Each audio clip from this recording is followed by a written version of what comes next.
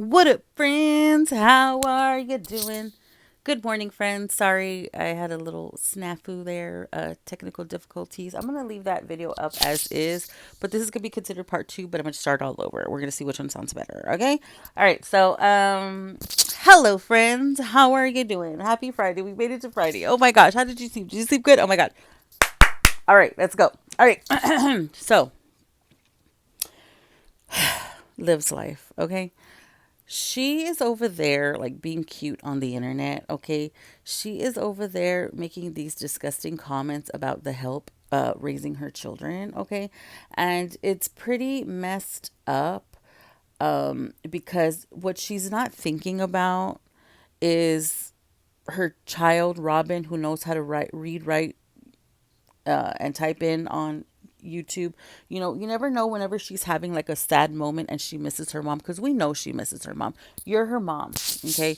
You are her mom. She's the oldest child, okay? And you said last couple months ago that Nisha and Gerard stay having the kids on electronics. Where do you think Robin goes when she's on YouTube?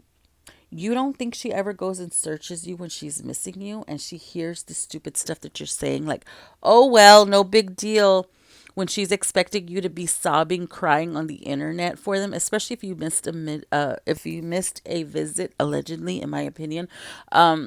She was probably did her rounds to go see what you're doing. And then she sees you over there on a date talking about a dude. You don't think about how that makes you think you're being funny with us, but you're not thinking about your babies, okay? You're not thinking about what the kids are thinking. You know, even Christian knows how to type in your name. You don't think he ever goes and looks for you by himself independently to see what you're up to and sees you acting stupid on the internet? Like, you don't think these things through. And the internet is forever. If they don't see it now, maybe they'll see it later, you know? And it's disgusting. Maybe that's how they found out you moved. You know what I mean? It's ridiculous, and you don't see what they are doing that's helping you. Luckily for them, they have two parents that are there for them because you're not. You know what I mean? And you don't think you don't you just it's I don't know if that just doesn't occur to you or what you're thinking, but you think you're being funny to us. In the meantime, you don't know if your daughter's crying or your son's crying or feels away, or maybe the next time you try to go call them or see them, they're not going to want to see you because they're going to see you're just fine without them. You know, blended families are more common than not. Okay, and you're making this whole situation hard. Your pride and your ego is getting in the way of being a parent. Okay, so you lost your children, you have visitation, whatever. Moving away was definitely not the solution that I'd be looking for. But you know what? That's going to be something that you're going to learn later on.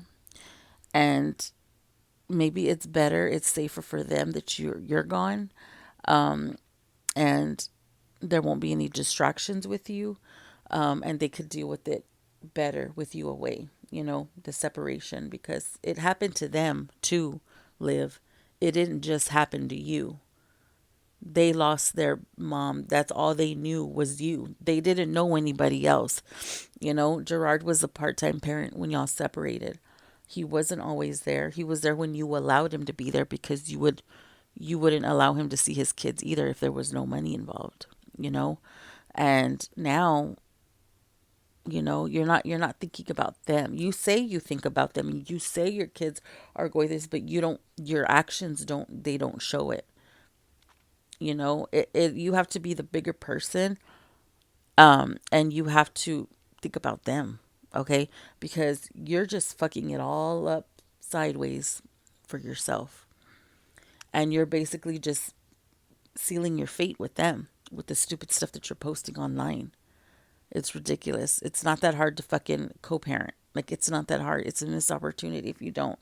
Trust me, I had that missed opportunity in my last relationship. It was a missed opportunity for all of us to be co-parents. We're all involved, you know, all in except for one, and it took the one just not for it not to happen. Okay. And you're going to regret that later on in life when they want nothing to do with you. You're going to say, damn, I woulda, coulda, shoulda. Okay? Woulda, coulda, shoulda. And I don't know what your parents or your sister, I don't know what they tell you to do. But it's what I find odd. The way I know you don't have a support system from them is because they didn't even accompany you to court. Like you were there by yourself, alone. And in your time of need, when you're low, you were having your children. You were fighting for custody of your children. Nobody was even there to speak up for you and say she is a great mom. She can do this. She can do that. Nobody, your sister and your mom weren't there. That's how I judge y'all's relationship. Who was there with you when you were at the worst time of your life? Nobody. You were there by yourself, and you need to remember that. Nobody was there to speak up for you or fight for your children. Nobody. You know, your mom could have said, "Can I say something to the jury, or can I say something, please, on behalf of my daughter and my grandchildren?" Or your sister could have said, "Can I say something on behalf of my sister and her children? I know she loves her children. I know she has issues or whatever, but we're working on them, and I'm going to make sure and hold her accountable." No, nobody said anything to fight for those children. You stood there by yourself. And you need to remember that. I know if that shit were happening to me, my sister, without a without a doubt, with all the shit she does in her daily life, my sister would drop everything she had going on.